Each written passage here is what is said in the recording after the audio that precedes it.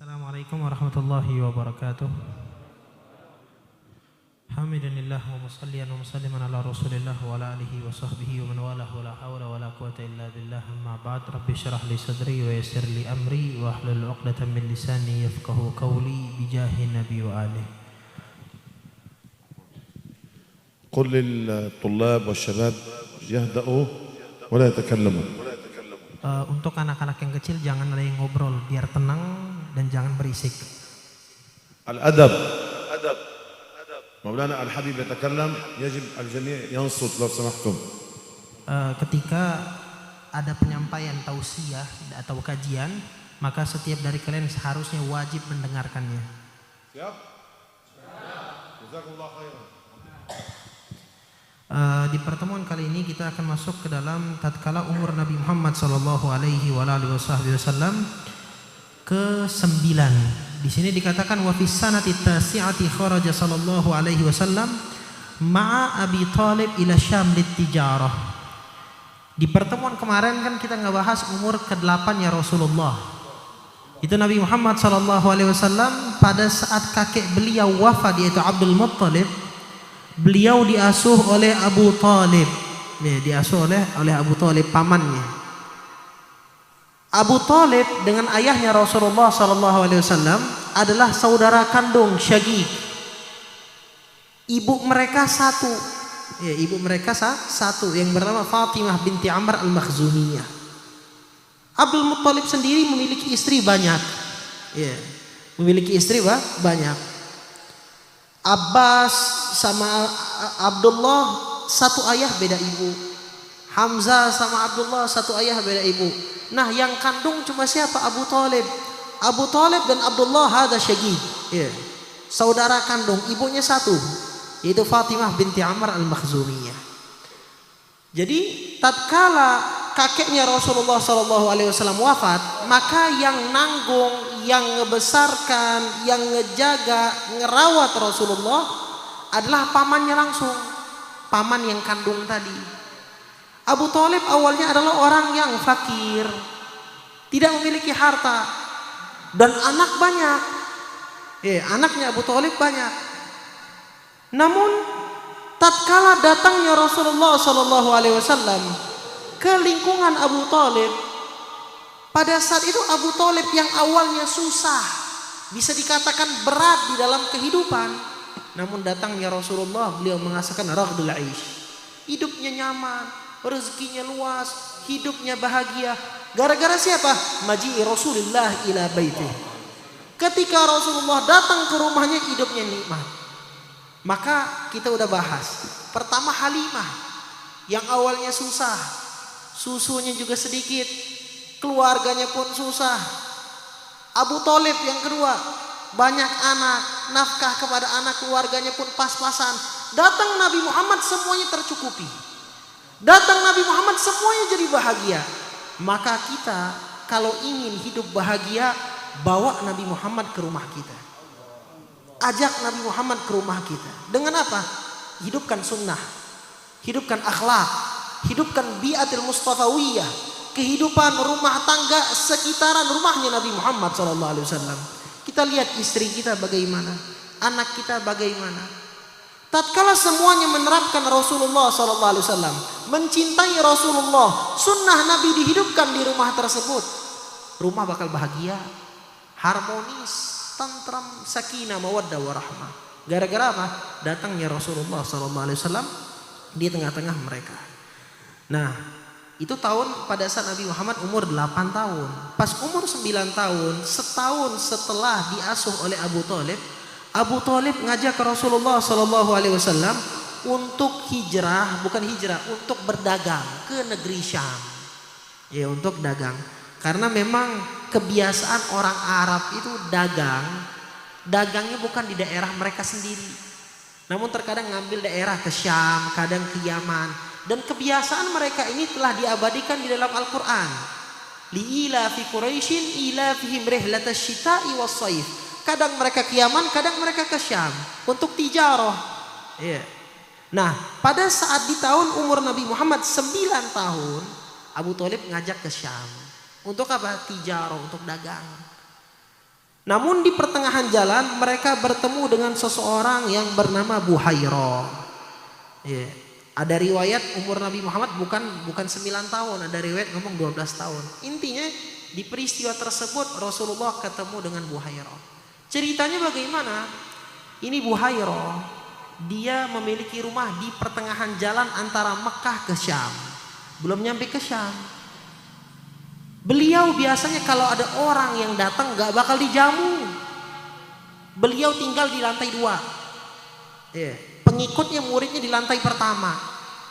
Setiap ada orang yang datang lewat atau mau bertamu, gak dihawil, gak dihawil, gak dilambe namanya. Iya, gak dipanggil, gak diajak ngobrol, biasa aja gitu, kayak orang gak kenal. Tahu gak kenapa pada saat itu Nabi Muhammad beserta suku Quraisy diajak? Beliau kan di lantai 2. Tatkala rombongan Nabi Muhammad lewat, beliau ngelihat ada seseorang yang berjalan, namun di atasnya ada ghamamatu dhilluh. Ada awan yang menaungi Nabi Muhammad SAW. Dilihatin. Ini Buhairah pendeta. Sebagaimana di pertemuan kemarin kita jelaskan, yang namanya di kitab Taurat dan Injil, peristiwa tentang Nabi Muhammad itu ada tertera di situ. Maka dia tahu, teringat. Oh, di antara ciri-ciri Nabi tudhilluhul ghamamah. Itu yang namanya awan, ngikutin terus. Dilihatin, diperhatiin sama Buhairah. Dari situlah beliau tergetar hatinya untuk undang rombongan tersebut. Bukan sampai situ, masyaallah hadirin. Bahkan pada saat ini rombongan diistirahat di pertengahan jalan, beliau ngelihat, Buhairah ini ngelihat yang namanya syajarah, pohon itu nurunin rantingnya untuk membuat Nabi Muhammad gak kepanasan.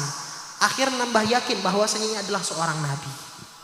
Dipanggil, diajak makan. Bahkan pada saat itu kan dia di lantai 2, nyuruh anak buahnya dibawa untuk nyiapin makanan. Orang itu bakal datang, kita jamu. Sampai pada saat itu seseorang dari rombongan ngomong, "Wallahi ya Buhairah, innalaka la sya'nana al-yawm. Ma kunta tasna' hadha bina wa qad kunna namurru bika katsiran. Fama sya'nuka al-yawm?" Sampai mereka berkata, "Ya Buhairah, ente ada sesuatu yang aneh ini. Kami setiap hari lewat sering li ilafi Quraisyin ilafihim rihlatash syita'i was-shayf, sering namurru katsiran. Tapi kok enggak pernah dijamu? Kok sekali ini dijamu? Ada apa?" Ya, ada sesuatu yang aneh. Maka pada saat itu kata Buhairah apa? "Qad kana ma taqul walakinnakum dhaif wa qad ajab wa qad ahabbtu an akramakum wa asna lakum ta'aman." Ente tamu. Dia enggak ngasih tahu tujuan awalnya. Ya, dia pengen lebih tahu bener enggak ini nabi atau cuma kebetulan itu awan sama pohon. Jadi cuma diomongin, "Aku pengen ngejamu kalian, kan tamu jauh dari Mekah. Sekarang aku suka untuk menjamu kalian." Maka pada saat itu semuanya berkumpul untuk memakan makanan Buhairah kecuali Rasulullah SAW. Rasulullah di luar, nggak masuk. Oh, subhanallah, kita lihat Nabi Muhammad dari kecil udah dididik sama Allah Subhanahu Wa Taala, udah dijaga sama Allah. Makanan yang syubhat sekalipun nggak dimakan sama Rasulullah. Buhairah adalah pendeta. Makannya pun belum tahu kita makan dari yang kayak gimana. Maka Nabi Muhammad di luar nggak masuk. Itu alasan pertama. Yang kedua, Nabi Muhammad nggak masuk ke rumah Buhairah karena apa? Lihidatsati sinni, karena umurnya itu masih kecil, masih muda. Maka beliau hanya berada di pohon yang sebagaimana saya jelaskan tadi, pohonnya akhirnya nundukkan ke tubuhnya Nabi Muhammad SAW, menaungi Rasulullah. Pada saat Buhairah ngelihat kepada rombongan, Nabi Muhammad nggak ada. Ditanya akhirnya sama Buhairah, ya ma'asyar Quraisy, la yatakhallafanna ahadun minkum an ta'ami. Wahai rombongan Quraisy, jangan salah satu dari kalian nggak ada di sini. Semuanya harus ikut makan. Padahal tujuan dia bukan orang lain. Dia tahu Muhammad nggak masuk.